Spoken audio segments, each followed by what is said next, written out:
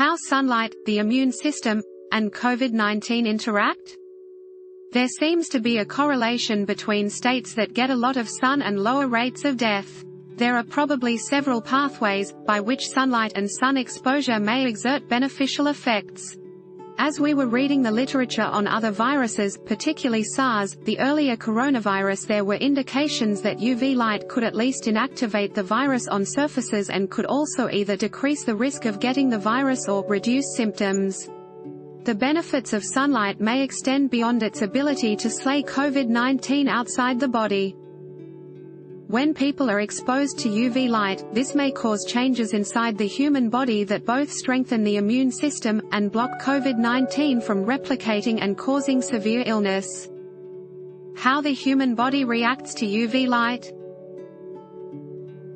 The sun's ultraviolet rays damage the cells of the skin in ways that promote wrinkles, blemishes, and other signs of aging.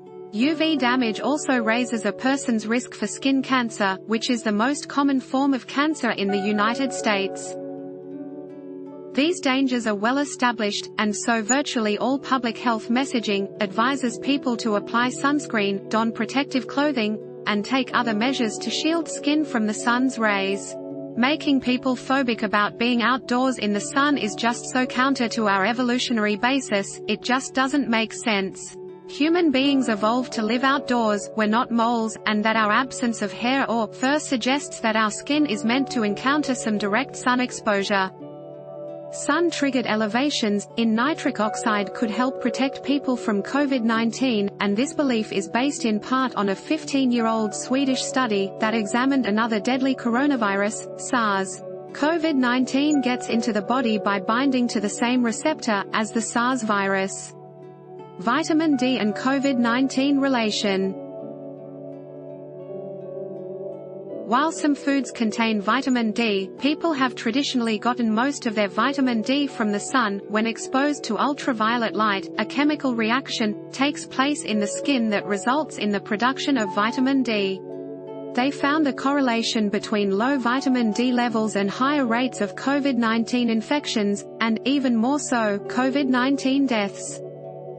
Previous studies have shown that vitamin D protected against acute respiratory tract infection overall, and older adults, the group most deficient in vitamin D, are also the ones most seriously affected by COVID-19. Their finding was that getting vitamin D levels into the normal range might help.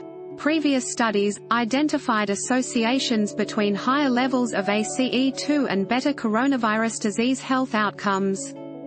Vitamin D has multiple roles in the immune system that may strengthen its ability to repel COVID-19. One example, low levels of vitamin D seem to impair the development of macrophages, white blood cells, that eat invading pathogens, including viruses. Vitamin D also helps prevent inflammation from running amok. The darker a person's skin, the more sun they require to make vitamin D. If relatively dark-skinned Europeans, in countries such as Spain and Italy, avoid the sun, slather on sunscreen, and wear clothing that covers much of their body, this could partly explain why their vitamin D levels may be lower than those of the Portuguese. That study also points out that the predominantly light-skinned residents of Nordic countries need relatively little sun to produce vitamin D. Right now, we know that 17% of African Americans have levels of vitamin D below 10 nanograms per milliliter, which virtually everyone agrees is seriously deficient. Chan School of Medicine. It's possible, though far from proven, that vitamin D shortfalls may help partially explain the COVID-19 imbalances that are showing up between white and black Americans. It's also possible that a vitamin D supplement may provide some protection against COVID-19 for those Americans who are deficient, which may be most of the population. But it's not clear that getting vitamin D from a pill is as effective as sunlight at raising levels of vitamin D in the body.